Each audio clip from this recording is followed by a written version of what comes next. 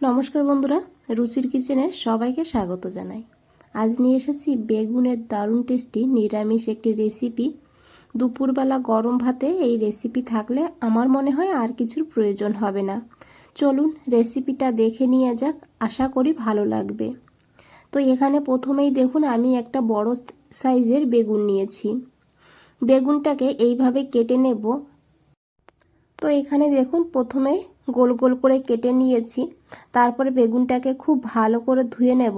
আর ধুয়ে নেওয়ার পর বেগুনটাকে কিন্তু মাঝখান থেকে আবারও একবার কাট লাগিয়ে দেব।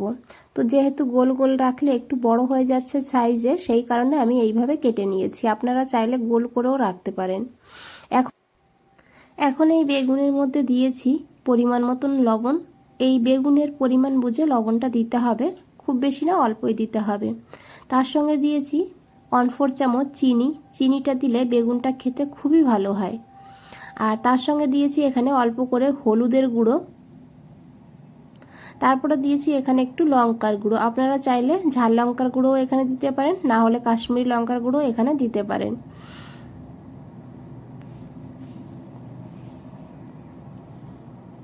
এখন হাত দিয়ে খুব ভালো করে বেগুনটাকে মেখে নেব।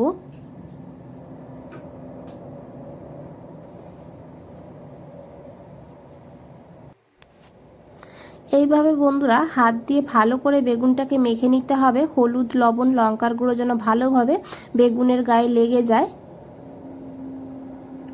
তো দেখুন খুব ভালো করে এখানে মেখে নিয়েছি। এইভাবে করে কিন্তু ভালো করে মেখে নিতে হবে।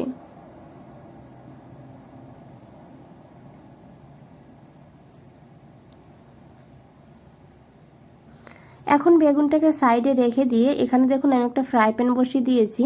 দিয়ে দিতে হবে পরিমাণ মতন সর্ষের তেল। রান্নাটা আমি সর্ষের তেলেই করেছি, তবে সর্ষের তেলেই করবেন, তাহলে স্বাদটা বেশি ভালো হবে। তেলটাকে খুব ভালো করে গরম করে নিতে হবে। তারপরে এখানে দিয়ে দিতে হবে বেগুনগুলো, তবে সবগুলো আমি একবারে দেব না, এখানে আমি অল্প অল্প দিয়ে ভেজে নেব, তাহলে বেগুন ভাজাটা খুব ভালো হবে। গ্যাসের ফ্লেমটা মিডিয়ামে রাখবেন, লোতে রাখবেন না, তাহলে কিন্তু এই যতটা তেল দেখছেন পুরোটা তেল কিন্তু বেগুনে সোপ করে নেবে। 1 মিনিটের জন্য ঢাকা দিয়ে রেখে দেবো। 1 মিনিট পর ঢাকনাটা খুলে নিয়েছি। এখন বেগুনগুলোকে উল্টে দিতে হবে। তো যেমন আমরা বেগুন ভাজা খাই ঠিক সেইভাবে বেগুনটাকে ভেজে নিতে হবে। দেখুন বন্ধুরা কতটা সুন্দর কালার হয়েছে। চিনি দেওয়ার কারণে কিন্তু এর কালারটা আরও বেশি সুন্দর হয়ে যায়। উল্টে দিয়ে আবারও ঢাকা দিয়ে 1 মিনিটের জন্য রেখে দেব। 1 মিনিট পর ঢাকনাটা খুলে নেব। আর এখন এই বেগুনগুলোকে নামিয়ে নিতে হবে। এখানে কিন্তু বেগুনগুলো ভাজা হয়ে গিয়েছে, এর থেকে বেশি আর ভাজার দরকার নেই, তাহলে ঘেটে যাবে রান্না করার সময়। আর একইভাবে বাকি বেগুনগুলোও ভেজে নেব।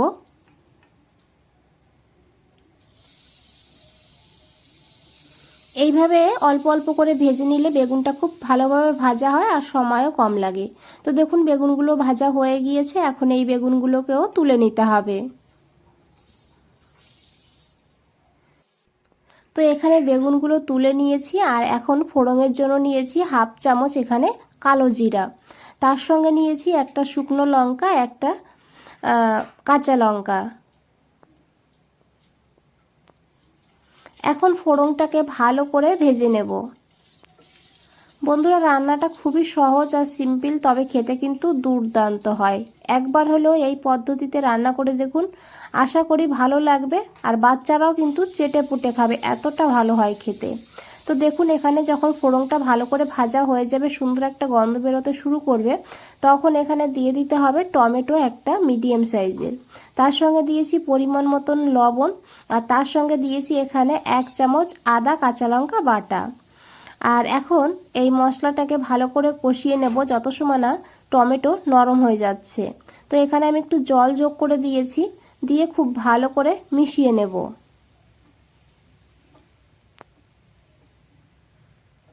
এখন এখানে আমি দিয়ে দেব হলুদের গুঁড়ো 1/4 চামচ। তার সঙ্গে দিয়েছি এখানে কাশ্মীরি লঙ্কার গুঁড়ো 1/2 চামচ। এতে কালারটা ভালো হবে, ঝাল হবে না। আপনারা দিতে না চাইলে না দিয়েও রান্নাটা করতে পারেন। এখন খুব ভালো করে মিশিয়ে নিতে হবে। তারপরে ঢাকা দিয়ে মশলাটাকে 2 মিনিট ভালো করে কষিয়ে নেব।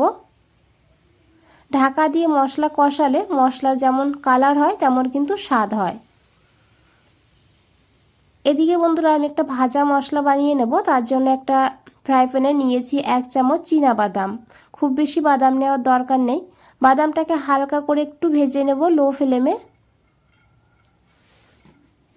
তারপরে এখানে দিয়ে দিতে হবে গোলমরিচ। 6-7টা গোলমরিচ নিয়েছি এখানে। আর তার সঙ্গে এখানে নিয়েছি 1/2 চামচ মৌরি। মৌরিটা অবশ্যই দেবেন এই রেসিপিতে।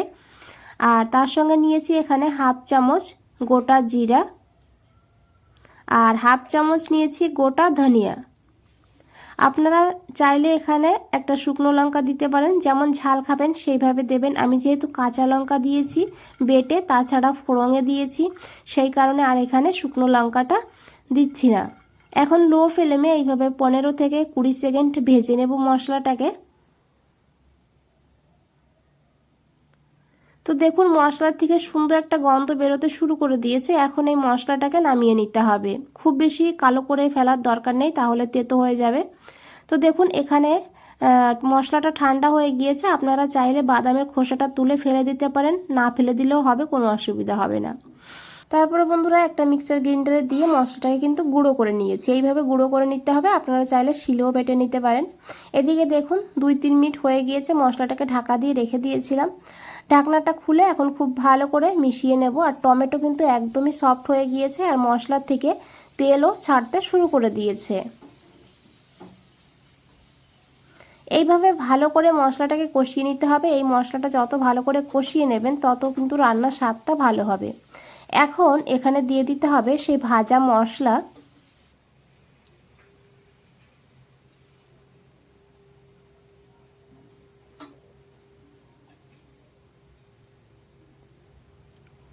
এখন খুব ভালো করে মিশিয়ে নেব। মশলাটা যেহেতু আগেই ভেজে নিয়েছি তাই এখন আর খুব বেশি ভাজার দরকার নেই। বন্ধুরা রেসিপিটা যদি ভালো লাগে অবশ্যই একটা লাইক করে দেবেন, চ্যানেলটাকে সাবস্ক্রাইব করে পাশে থাকবেন। আর ফেসবুক থেকে দেখলে পেজটাকে ফলো করে দেবেন। তো দেখুন খুব ভালো করে মিশিয়ে নিয়েছি আর মশলা থেকে কিন্তু তেল পুরোপুরি ছেড়ে দিয়েছে। এখন এখানে দিয়ে দেব 1/2 চামচ আমচুর পাউডার। আমচুর পাউডার পরিবর্তে আপনারা এখানে তেঁতুলের পাল্পও দিতে পারেন। এখন খুব ভালো করে মিশিয়ে নেব। আর তারপরে এখানে দিয়ে দিতে হবে পরিমাণ মতন জল, তবে খুব বেশি জল দেবেন না। এখানে আমি 1.5 কাপ মতন গরম জল দিয়েছি। দিয়ে খুব ভালো করে মিশিয়ে নেব আর এইভাবেই প্রায় 2 মিনিট ভালো করে গ্রেভিটাকে ফুটিয়ে নেব। এখন এখানে দিয়ে দিতে হবে 1/2 চামচ চিনি। চিনিটা অবশ্যই দেবেন টেস্টটাকে ব্যালেন্স করার জন্য।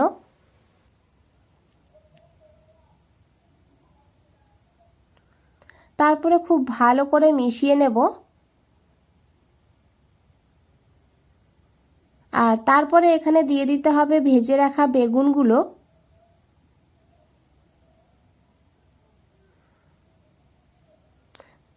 প্লেটটা এইভাবে একটু পরিষ্কার করে দিতে হবে।